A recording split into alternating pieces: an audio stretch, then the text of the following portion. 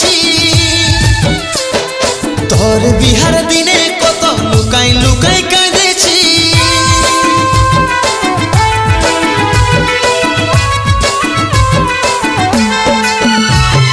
হাজার কষ্ট পাইছি সব ব্যথা সহেছি তোর বিহার দিনে কত লুকাই লুকাই কাঁদেছি শুধু তোকে খুশি দেখার কারণে অভিশাপ হয়ে আলিস জীবনে বোধহয় সুখ পাবো আমি মরণে অভিশাপ হয়ে আলিস জীবনে বোধহয় সুখ পাবো